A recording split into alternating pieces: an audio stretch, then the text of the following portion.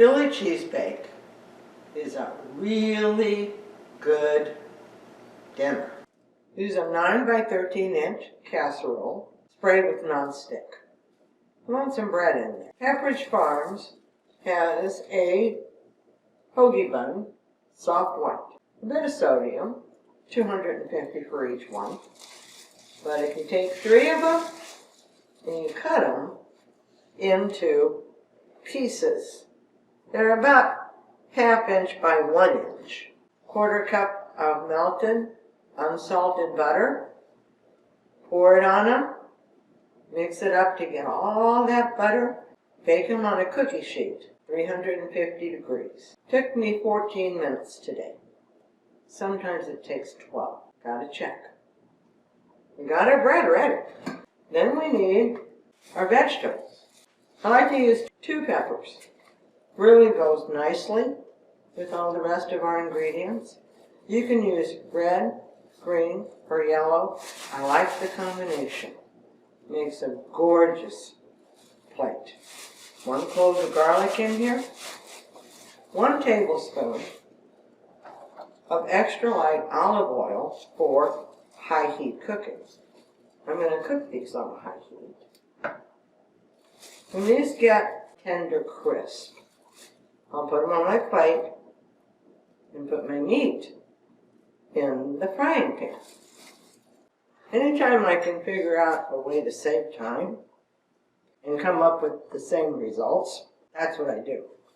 I have 1.5 pounds of sirloin steak, but got my meat market to cut it real thin, almost paper thin.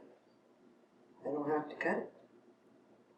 When those peppers get done, this goes in here, gets nice and brown. And then I've got 2 cups of bottled water, has no sodium, 3 packages of Herb Ox sodium-free beef bouillon, 1/2 teaspoon of kitchen bouquet. I'm going to brown the veggies, put them in this plate. Brown my meat, add this to the meat, and let it simmer until it's nice and tender. Depends on your beef, how long that's going to take. The veggies took 10 minutes to become tender, crisp. The meat, 8 minutes to brown, 20 minutes to simmer until it was tender. Increase the heat on that meat to render that juice down. Add way too much, down to probably 3/4 of a cup. Added the vegetable to it, stir it up, poured it over the bread in the pan. I added 5 slices of Sargento ultra thin provolone cheese, 77 milligrams a piece, and it is ultra thin. But we find over time that we don't need as much cheese as we used to.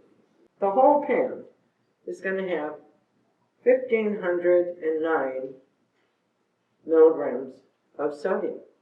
I do believe we're going to get 6 servings out of it. And that means that each serving is going to be 252 milligrams of sodium.